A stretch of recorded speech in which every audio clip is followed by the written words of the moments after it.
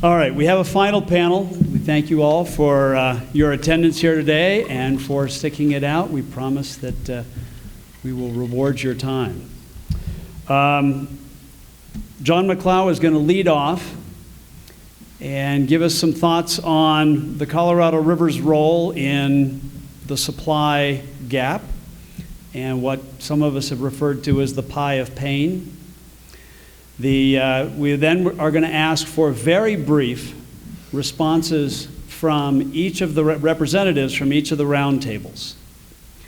And then we're going to open it up, and we're going to encourage a dialogue among those up here as well as all of you.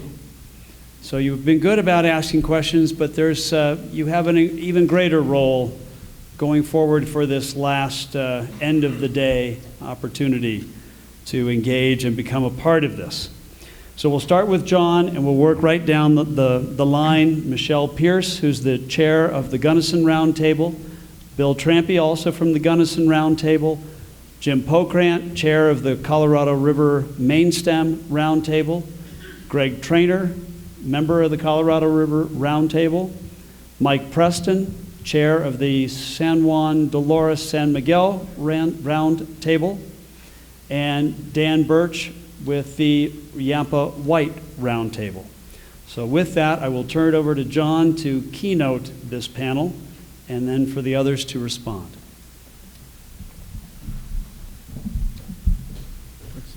Thank you, Chris. First of all, I want to make one correction to the program, which identifies me as a member of the Interbasin Compact Committee. And while I do serve on the Gunnison Roundtable, the IBCC representatives are Bill Trampy and Olin Lund, and I specifically decline any responsibility for what the IBCC is doing. I'm also looking at the program, and Mr. Pokrant is the one who titled our program about the Colorado River Mainstem is about to give more. What can you guys do? And I thought the wine festival started on the weekend, but I guess it's here today. What we're going to do this afternoon is try to engage in a lively conversation among the panelists and within the entire room by posing a hypothetical premise. We're going to be addressing what's a very complex subject, but we're going to, since we only have an hour, we're going to reduce it to some very simple absolutes. So here is the premise we're working on. Most of this all of you know already, and that is by 2050 the Colorado population will double, and unless something changes, the demand for municipal and industrial water will far exceed the supply. And of course, the growth and demand will occur on the Front Range. And even if there is significant conservation, and reuse, that won't be sufficient. So a new supply will be required. And there are two possible sources for new supply, one of which is to dry up irrigated farmland, and the second is to divert water from the Colorado River and its tributaries to the Front Range. So that is the proverbial transbasin diversion. Now,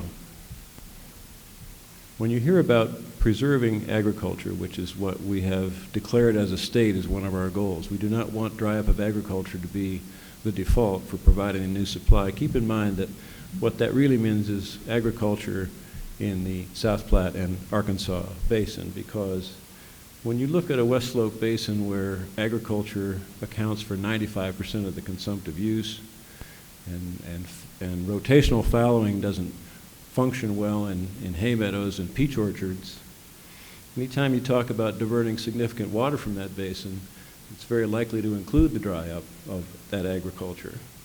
So the question is not so much whether we dry up agriculture, but which agriculture do we dry up? Keep in mind that the return flows from that western slope agriculture keep the rivers and streams healthy for the recreational uses we all value so highly. So, if you dry up west slope agriculture, you're also going to ruin the fly fishing. Well, that doesn't sound like a very good idea, but what we're going to do here today is serve up a slice of the pie of pain to each of these panelists and ask them how they can step up and volunteer to assist the Colorado River mainstem in delivering that new supply of water to the Front Range. Well, why are we going to do that? Well, because we're all loyal Coloradans, because we recognize our duty to contribute to the continued growth and health of the thriving Front Range economic engine, and because we're going to operate today on the premise that the best defense is a good offense. So the question is, if you were going to have a trans-basin diversion project from your basin, wouldn't it be better if you designed it yourself? Wouldn't it be better to develop your own project, define your own risk management strategies, and how to comply with them? So I have given Mr. Trampy fair warning that I'm going to turn to him as my neighbor from the Gunnison Basin and ask this question. Instead of having Douglas County bring a trans-basin diversion project to Gunnison County, wouldn't it be better if Gunnison County brought the project to Douglas County?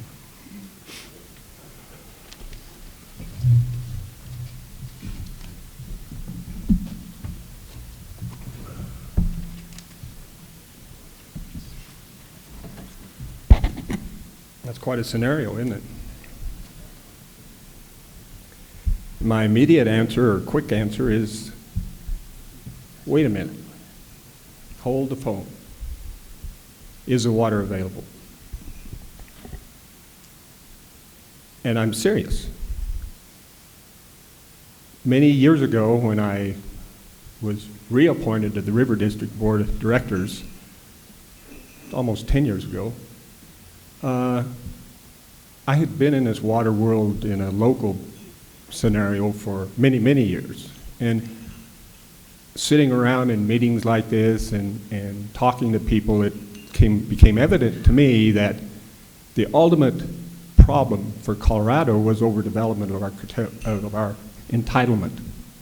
And I still feel that way, and I will always feel that way until we find some way of getting a handle on it. Well, when I went back to the River District in 2003, I said, that's a problem that the River District needs to start to address. And out of those conversations, that's when the staff came up with the idea of the water bank. And after working on the water bank concept for a few years, we found out that it's only a piece of the real action. And so to get to the question at hand, it doesn't matter to me whether the Trans Mountain diversion is out of the Gunnison, or more comes out of the mainstem, or whether it comes out of Yampa Green, or maybe even out of the southwest. Who knows where it might come from. But the final problem is the same. Trans Mountain diversion to the Front Range will impact all of us because it starts to creep up on our entitlement. And until we have a handle on that entitlement, I'm uncomfortable saying where and how much that water to go to the Front Range would be. 4 or 5 years ago, the Colorado River Water Availability Study was started. And that was designed, I thought, and then I was a supporter of that, to figure out how much water there might be available for Colorado to develop. And I never thought we'd have a hard figure. I'll be honest, I never thought we'd have a really hard figure, but I thought we'd have a range that was much more defined than what we're told it's going to be today.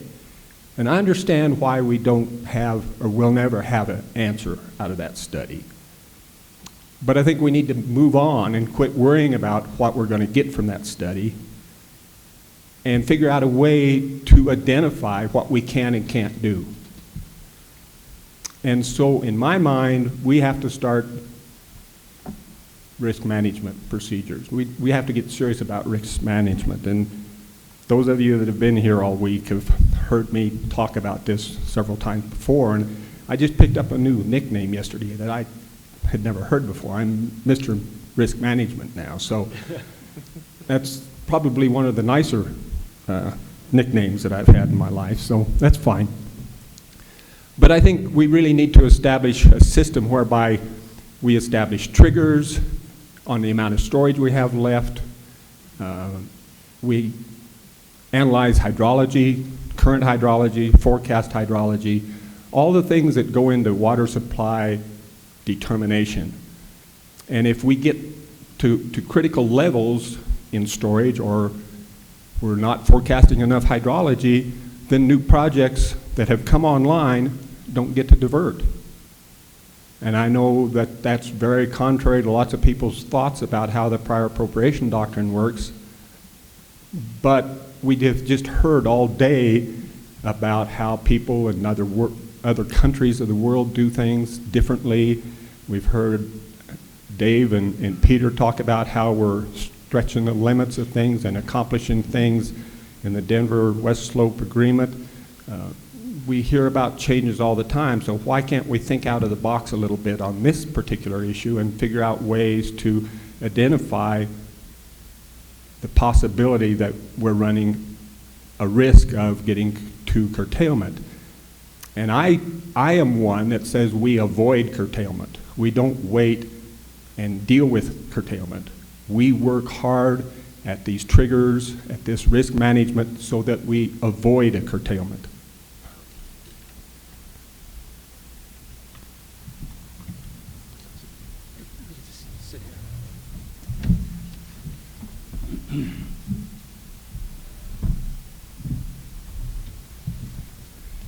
Well, I am not the person to stand up here and try to identify any kind of project out of the Gunnison Basin or the Colorado Basin. That's not my field of expertise. The only thing that I would like to comment on is following along what Dave Little was saying earlier. He probably doesn't know it, but he's my new best friend. I am so impressed with the Colorado Cooperative Agreement and the way those people, the way all interests have come together, the level of creativity, the humanizing of each other rather than the demonizing of each other, I think is opening doors that weren't there even maybe 5 years ago.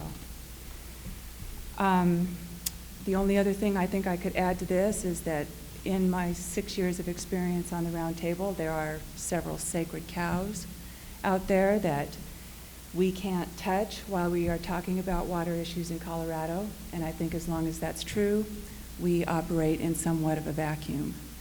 Those sacred cows, of course, being the prior appropriation doctrine. Maybe it doesn't need to be turned over on its head, but maybe it needs to be laid down so we can take a look at it. The idea of land use and growth and how it relates to how we use water in Colorado also, I think, are things that need to be put on the table and discussed in an open and honest and fair and receptive manner. We do have a common base of knowledge across the state that I think is going to be very useful when we actually do start talking about these things.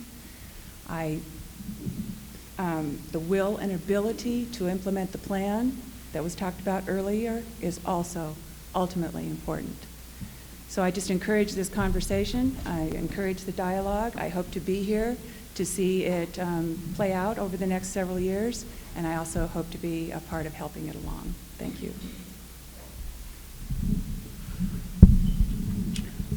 In the interest of time, I'll stay seated. Well, I was designated as the whiner because the Colorado Basin certainly has some big historical diversions, and if I were a betting person, I would bet that there's going to be a few more in the near future. And we just heard about the Moffett project, and there's talks ongoing with Windy Gap, so there's 2 more increments of diversion that are very likely. And beyond that, something stemming from, I think it was the 1980s, is the Eagle River Memorandum of Understanding, which contemplates 20,000 acre feet more of water development for Colorado Springs and Aurora, and actually in that agreement, 10,000 acre feet could go to the west slope. So reality marches on, I suppose.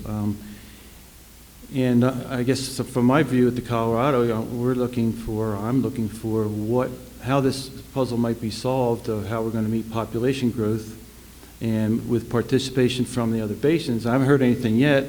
I agree with all the background concerns, and maybe the answer is not one more drop. Maybe that's what the research will say, or maybe that's what the politics will say. But the reality is that's probably not going to work. The state has created this great tool called the portfolio tool that the roundtables are using. It's like a TurboTax program. If you've ever done your taxes with TurboTax, you punch in numbers and you hope you like the outcome. And we experimented with it, and I could be impeached from being chairman for saying this, but we said, okay, we'll be nice people. We'll give the Front Range 150,000 acre-foot Trans-Mountain diversion. We didn't say where it was. It's all hypothetical. And the fact of the matter is, even with a Trans-Mountain diversion of that magnitude, agriculture still takes it in the shorts. And the variables you have to look at are conservation and reuse, and you even have to look harder at ag to what you really want to save. But still, you have to balance that against what's going on in the West Slope and all our environmental concerns. We have huge non-consumptive concerns in the Colorado Basin.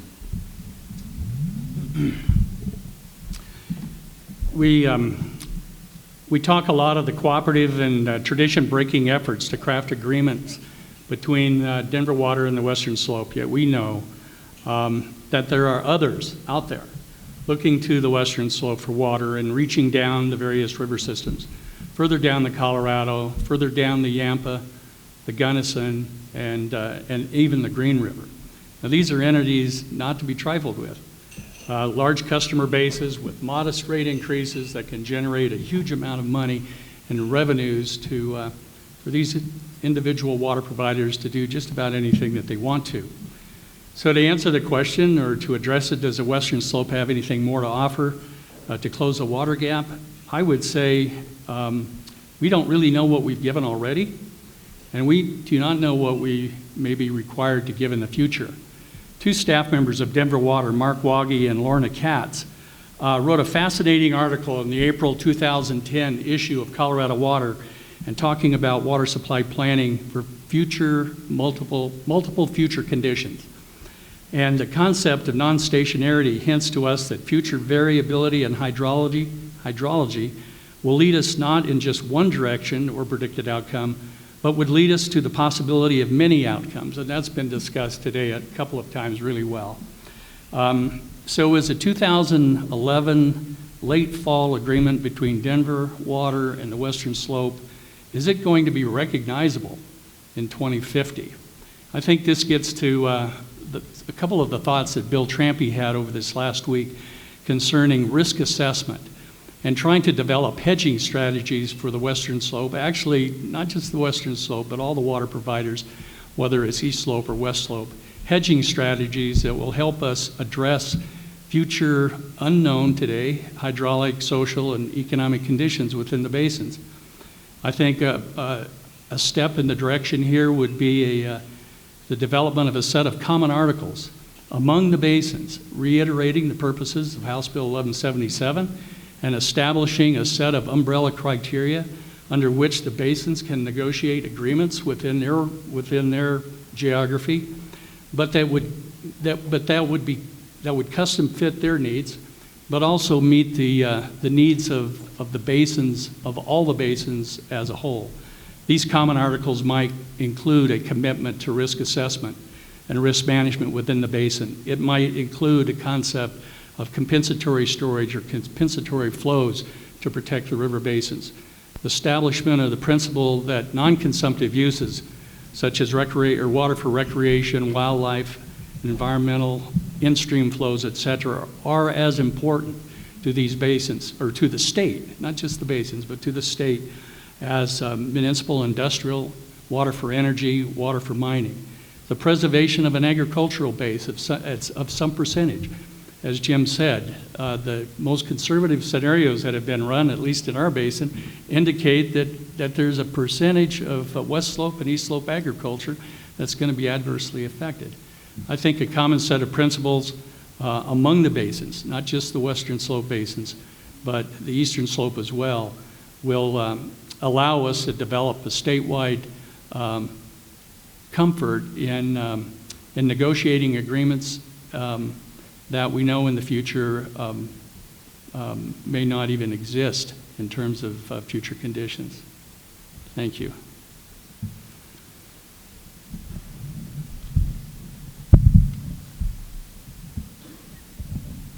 I guess the one thing about the Southwest Basin, it's actually a series of 9 sub-basins, and 7 of our rivers flow south into New Mexico, into the San Juan River in New Mexico, and then the other 2, the biggest one of those is the Animas, and then the other 2, the Dolores and the San Miguel, flow west into Utah. So geographically, we've led kind of a sheltered life.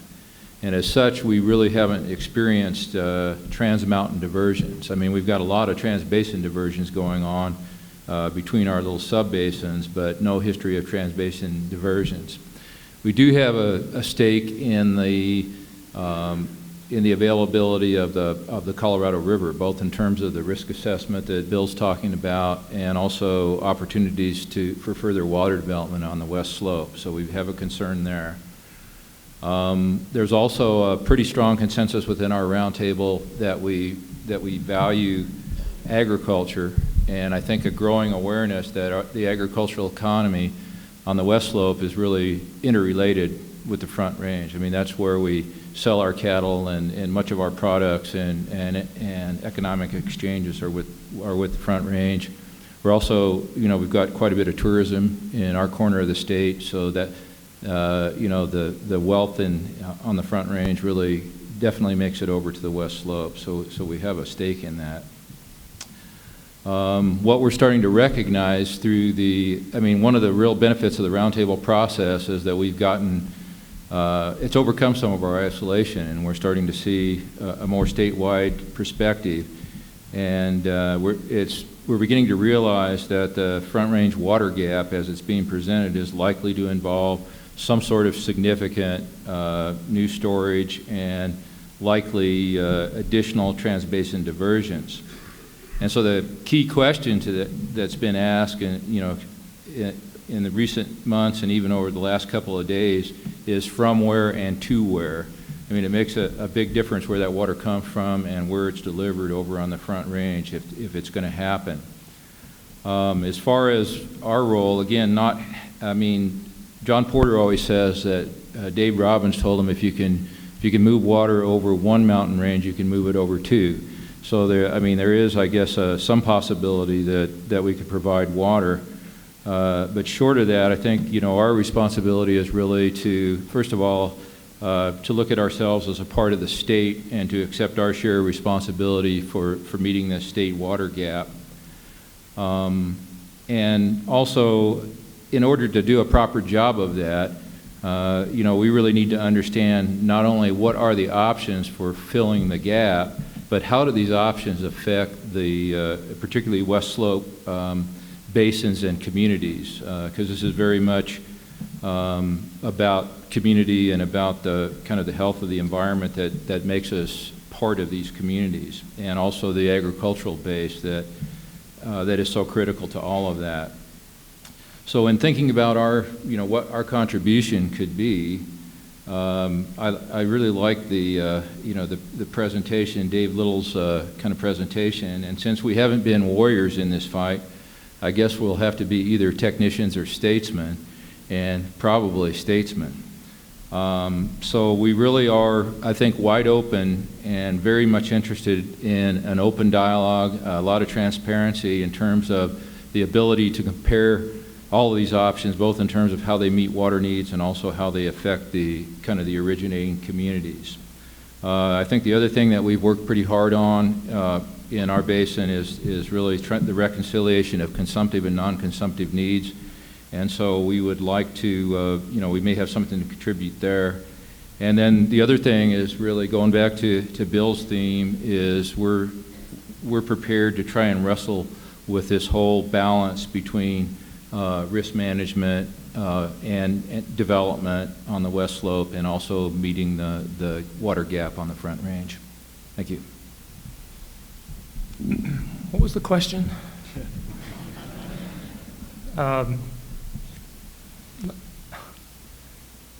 You know, I'm kind of thinking along the lines of Bill Trampy, and I think before you start talking about a large Trans Mountain project, you know, you really need to think about talking about a range of projects, large and small, to meet the stated needs. And before you get to that, you really need some understanding about what that need is. What's the fourth leg of the stool? And to get to that answer, you need to get to what Bill was talking about. How do you deal with the risk of how much water is available under the compact? But I think, you know, if you take a week or so and work through those trivial questions, you know, and I'll take the hypothetical then and accept it, I guess. From the Yampa's perspective, you know, and I will say that there's a range of opinions and feelings in the Yampa, and there's certainly a strong feeling in the Yampa that says not one more drop, hell no. I think there are also people that would recognize and say that, yeah, you're better off trying to negotiate and come up with something that you can live with. But I think if you begin exploring that, and I guess I'm not representing anybody here, and I'm not even necessarily representing myself when I say this, but I can see where you could begin to articulate what a project might look like. You know, there's some obvious impacts that you've got to mitigate, and they're significant ones. You've got the endangered fish species, you've got impacts to recreational boating, you've got to address water needs within the basin. You know, for example, you could theoretically address the needs of the endangered fish species by putting more base flow in the river. Right now, for example, the base flows in the Yampa are stated to be about 100 CFS. That's not a lot of water, so perhaps you could put water on the table to increase those to about 200 CFS, which some people think is a more realistic minimum. To do that, you need to dedicate about 40,000 acre-feet of your project's yield to do that. You could address impact to recreational boating by putting more boating days on the shoulder of either side of the season. Again, it's going to take water to do that. You go through this list of impacts that you need to mitigate by putting water on the table, and the yield of your project, say, instead of being 250,000 acre-feet, is suddenly maybe half of that. And your unit costs for the water are going to double. And we're already talking about a project that might be somewhere between $5 and $10 billion.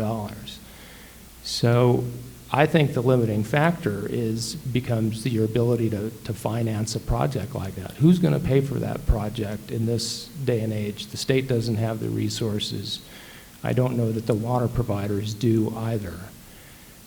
So from my perspective, you can talk about that if you want, but I'm having a hard time seeing how you're going to get it done. I think much better in this day and age to take a look at what that next increment of supply could possibly be from the west slope. And I think the difficulty, frankly, is, you know, you're not, for a small amount of water, you're not going to be able to pump that with a project that includes 400 miles of pipeline. So I guess that's my take on the question. I don't know if that answers the question or not.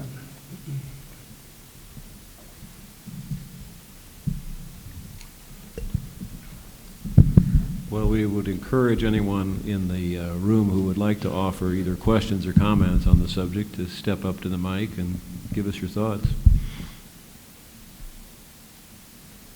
Or would you rather go home early?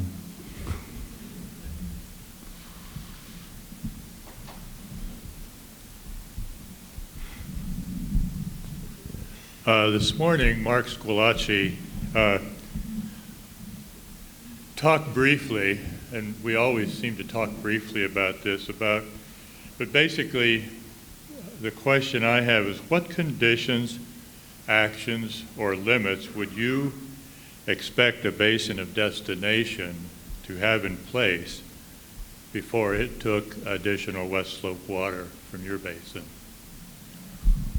Well, George, let's put that back to you. What would you demand as the basin of origin of the receiving basin if a project were developed? Okay, I would want to have basically maximum conservation systems in place according to the possible conservation in the Swazi analysis. I think it should all go further than that. There should be land use standards in place about water development. In other words, serious upfront demand reduction rather than letting people form bad habits and imposing conservation on them. And also a total reuse to extinction program. Maybe total is impossible, but certainly a major reuse, recycling program in place before the water goes over the hill. Those are some things I think it would be fair for the west slope to demand would be in place before further water goes there. George, I might add integrated systems as well would be something that I would like to see. Here in the Grand Valley, the U Water Conservancy District, the City of Grand Junction, and the Clifton Water District have interconnections among our systems. We have a common water conservation plan that we're hoping to have approved here shortly. We've got a common drought response plan, and our water supply efforts really come down to a shortage for one would be a shortage for all of us. And even though on a small scale, I think it is somewhat of a model that could be used by others, so that one of the things that scares me is the not just Denver Water and the Colorado River Agreement, but all of the other providers that are out there in the wings looking to the western slope. And I would like to see some integration there among those providers so that we know who we're dealing with, when we're dealing with it, and there is a sharing of supply among the water providers on the eastern slope. Yeah, I've thought that, there's some interesting interconnections happening. Well, down in the South Metro area, the Water Authority, not everybody belongs, so it's not really a true interconnected system yet, but having some kind of a water authority in place that is coordinating efforts between many districts would be something else that we should encourage. I don't know about demand. Why not demand? I'm for it. Let's just be clear here. Let's not dance around it. Well, I think I would like to see it demanded, but I recognize that that might be a little preemptory, and it's something we ought to be talking about. Definitely something that we ought to be talking about. I think, personally, I'm not sure why we aren't working on developing a IBCC type compact about this very, very subject. This is the time to be doing it, it seems to me. If there's more water going to have to be taken from the west slope, then we ought to be able to develop some kind of an agreement or a compact between the east slope and the mini west slopes, as somebody said, about this kind of issue. What do we have the right to expect for what they are going to expect? I guess one thing I'd add is that it appears that solving this problem is going to take additional storage, and so one thing that might be reasonable to request from the Front Range as far as this type of water development is compensatory storage on the west slope. And again, where that would fit is what we're kind of looking to the local basins to determine.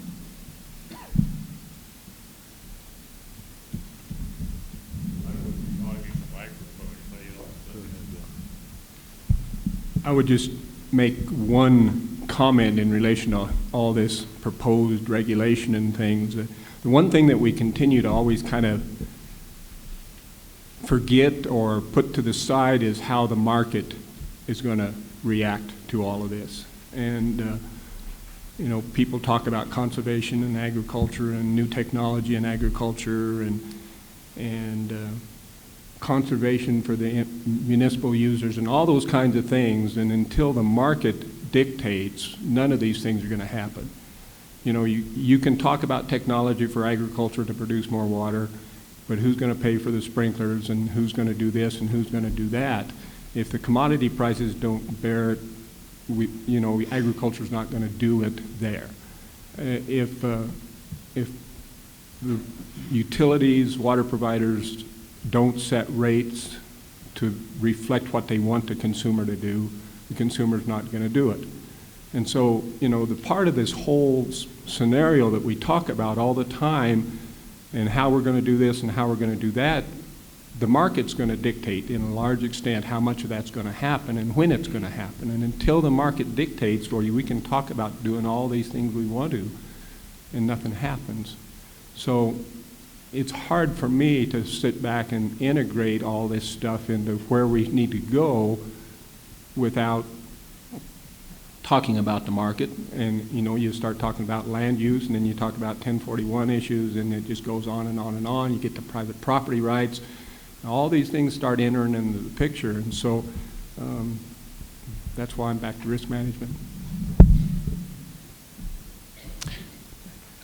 I simply would ask that one more factor had some more consideration.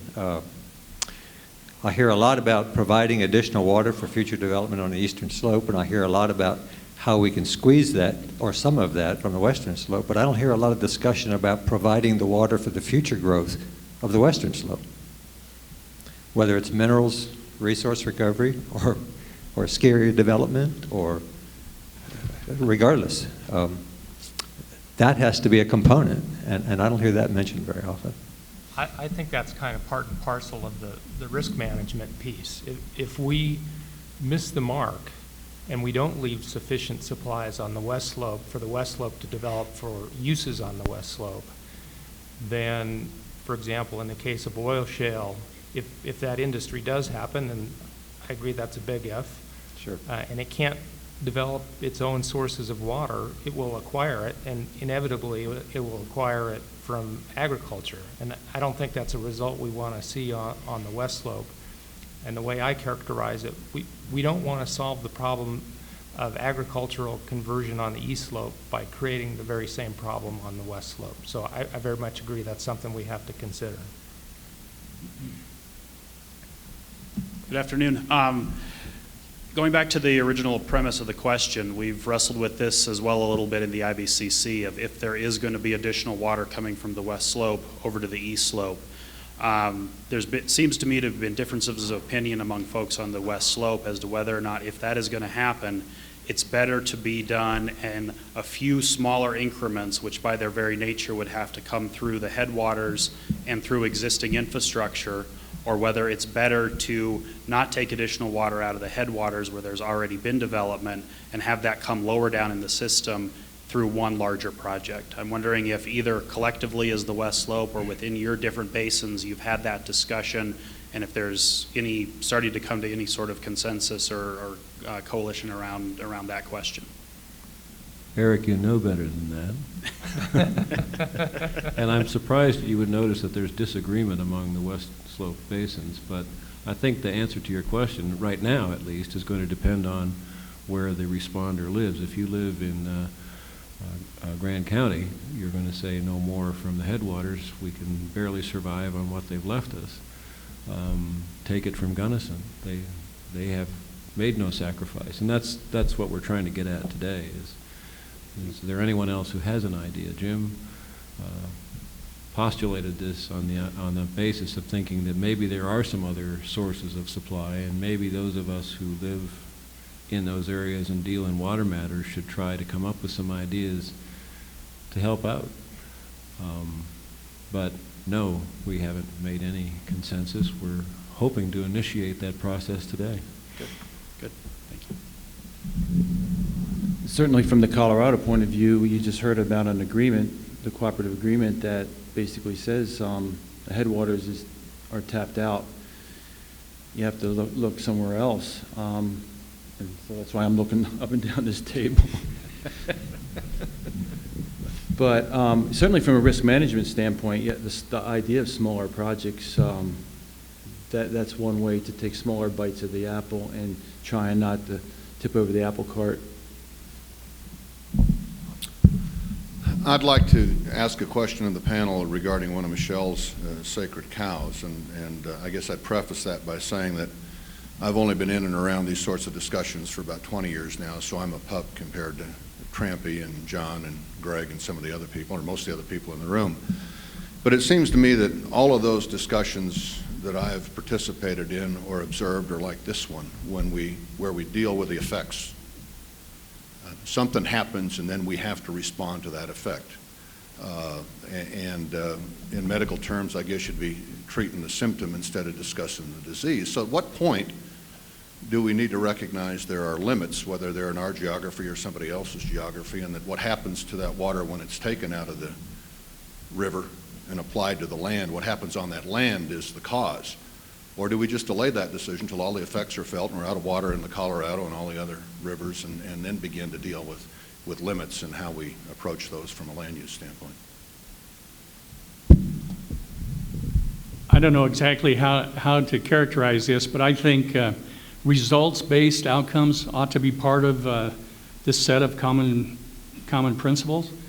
And that is, what are the measurable outcomes? Not just the inputs going in, but what does the basin want to see as a measurable outcome? And that ought to be part of the basic foundation of the negotiation, so that we know what the outcome is, or we would negotiate the outcome of not only the impact of a diversion in the headwater counties, but also the results, the outcome that might occur for the agricultural users in the Grand Valley. Yeah, I guess my answer would, in some ways, goes back to actually to Eric's question as well. I mean, trying to sort this out as not having kind of been in the midst of a lot of these decisions in the past. What would be most helpful is to look at an array of options and actually analyze them all. And I think the larger projects need to be put on the table and looked at, both in terms of what they would do to fill the gap, what they would cost, and what the impacts would be on the basin of origin. And there probably ought to be there ought to be some options that are shaped around these smaller alternatives where the same questions are asked. So I guess easy for us to say down in the Southwest, but it seems like that any reasonable option under consideration ought to be submitted to comparative analysis, both in terms of how effective it is in meeting water needs and what the impacts are on the basins and communities that would be affected.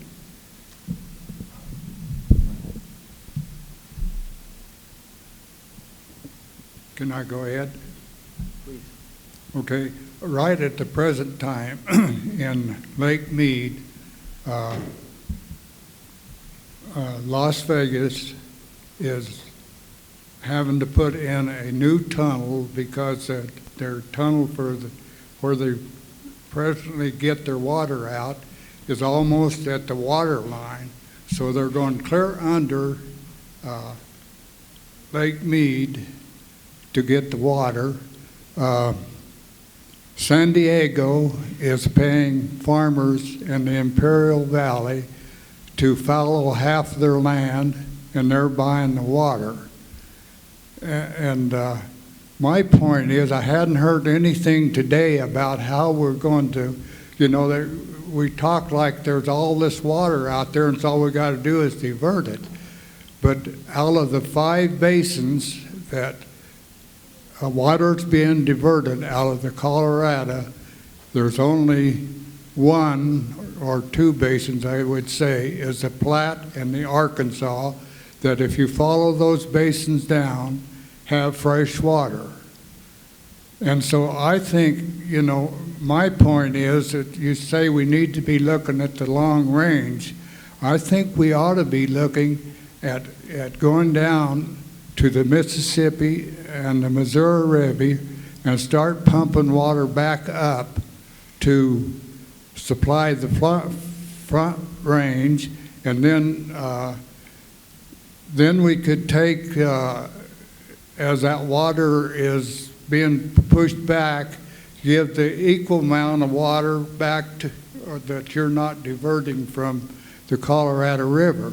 So I think the long run, we've got to start looking at, you know, there is not enough water in this basin that we can supply ourselves in 50 years. So I think we ought to start looking at this. Thank you. That's an interesting point that comes up often. And, you know, Texas is under drought and is burning right now. And so I was listening to a report about that. And they brought up the fact that Texas has been eyeballing the Mississippi River for forever and ever as well. So there's other people who are thinking of these ideas. And, there's, you know, everybody wants more water. But whether it can come from the Mississippi or the Missouri or from an iceberg remains to be seen. Thank you. I'd like to get back to John McClow's question. What would the West Slope or areas of the West Slope want to see to start considering these types of diversions? And I'll throw a few other items on the table. I think that there really needs to be commitments to non-consumptive needs and non-consumptive flows. I've kind of heard the dialogue shifting over the last year related to new diversions from, well, we will maintain healthy rivers to we will maintain minimum stream flows. And there's often a big difference, especially in recreational communities, resort tourism, between a minimum stream flow and a healthy river. I think that we would need to see retirement of other conditional rights, that we can't go forward with a large new diversion and then still know there's clouds of other filings and diligence filings hanging over everyone's head, so that no, this isn't the last time, we're just going to keep coming back again and again. I think we would need to look at what Brad Udall described as clawbacks, where there are commitments to waters, to streams that are already heavily impaired and heavily impacted. I think that as Dan has referenced mitigation in a number of very important ways, it would go further. The mitigation needs to be dollars that flow to correct the problem, not just to be a payoff. They would need to be dollars that assist with wastewater and water treatment facility plants on the West Slope that would find themselves operating in very different situations. It would need to have monies that would assist with restoration of wetlands and areas like that when rivers are not carrying what they used to carry in their former channels. It would need, in my mind, to be dollars to buy off future growth on these Front Range communities, and perhaps dollars with a water project that literally start to establish and buy the lands, the open space lands, to make urban growth boundaries real, start to pull in the land use and growth nexus. And then finally, there needs to be some nexus that assures any real diversions from the West Slope contribute to the long-term sustainability and viability of the ag land. That if we're just diverting to save ag land for 10 years, for 20 years, for 30 years, and yet it's still sold off for suburban development in the future, we haven't gained anything. We'll have emptied out the last of the basin, and we will have not preserved ag. So how do the dollars from the water users flow to put those ag lands into permanent production? Is it co-ownership with an ag trust? Is it some sort of conservation easement on the water that stays with ag lands? but that the resources created by the price of the water as it becomes more dear need to be spread into a number of areas to make sure that we're dealing with the full suite of impacts. Thank you.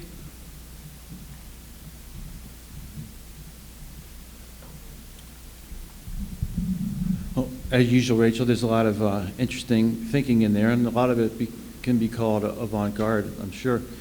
But, you know, for the West Slope to even contemplate on a hypothetical spreadsheet that there could be 150,000 acre-foot Trans Mountain diversion, I'd say that's pretty avant-garde and out there too. But the whole point, I think, that why we would do that, we also ran the model with no Trans Mountain diversions, and you know, ag really, you know, ag is decimated on both sides of the Continental Divide under some of those scenarios. But is to have a truly intellectually honest discussion and not pretend that there are sacred cows out there that we've mentioned, that we can fully, as much as we want to fully investigate a Trans Mountain diversion and all these things that could be done to soften it, we need to apply the same concerted business-like thinking to conservation and reuse. And you know, heaven help us if we ever get to, will we ever get to the land use nexus? I don't know, but if we have another drought like 2002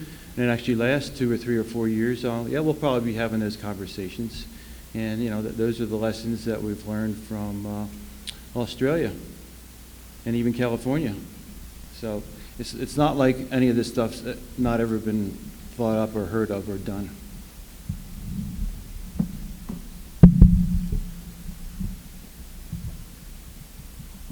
I think we forget many times. We talk about water and water here, water there, and everywhere else. It's a renewable resource, and there's just so much of it. And it comes and it goes, but it's a renewable resource that we don't have a whole lot of control over when it's where and that, other than physically putting it in a dam or putting it in a pipe and pumping it somewhere. And I think that's the hard part for the human part of us to accept, that we can't control that.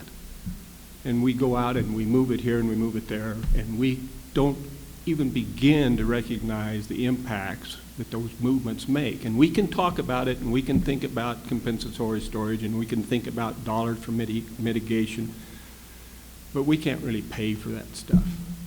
And I know I'm probably sounding like a nut, and all my conservative friends are probably going to divorce me, but that's fine. Because, you know, I'm a true conservationist, and that's what we have to think about, is how we're going to take care of ourselves, and what do we want the state as a whole to look like. You know, I'm old enough that I remember Grand County when it was a mecca of cattlemen. It's not there anymore. And I remember Gunnison County when there wasn't a Blue Mesa and there was not a ski area. And we were recognized as a cattleman town and a college town. And today we don't even talk about being a cattle town, and we recognize the college to a small degree, but we're a tourism mecca. But we're not near the tourism mecca that we think we are compared to the I-70 corridor. And all that country used to be nothing but agriculture. And a few Trans Mountain diversions have changed everything in the I-70 corridor and Highway 40. And a Bureau Reclamation project in a ski area have changed everything in my home basin. So we recognize, or I recognize, that change is inevitable. I don't like it, but you know, we kind of have to accept it to some point. And who knows what the future holds, but I'm sure that more water's going to the Front Range to keep that engine running. But I would hope that the Front Range at the same time could begin to think about risk management on their own and the different criteria that they might have for risk management. And that might involve the land use part. It might involve conservation used in a different fashion than George is talking. Reuse, all those kinds of things. That's what the Front Range, the water providers, are thinking as far as their risk management. But I just hope that we can all continue to have this dialogue and continue to work very hard. And I'd like to say that the IBCC has really been working on some of these things. And I'm sure that there are lots of people sitting out here, and there are lots of people on the Front Range that don't think they're moving near fast enough. But we have a dialogue, we're having discussions, hard discussions about a lot of the very issues that a lot of people have brought up here today. And frankly, within the IBCC, there's a push that we've got to have those answers now, or we can't wait for those answers. And some of us say, no, we've got to work through these issues, and we've got to develop guidelines and criteria and all these kinds of things before we start talking about projects. Because I think it's really important for us to talk about what we want rather than making the project match what we want. Because once you talk about identifying a project, you immediately set the polarization in place. I want a project. No, I don't want a project. I want water, not one drop. That's the dialogue you get then. And that's not conducive to finding an answer. So if we can give ourselves enough time and have enough patience to develop and work through this, for lack of a better discussion, the adult conversation over these issues, and set the guidelines and the parameters, and then fit the project to those parameters, I think we'll be much better off. Well, Jim, I think unless one of the panelists has a piercing final comment, I think we've used up our time. And thankfully, we solved the problem in that 1 hour, didn't we?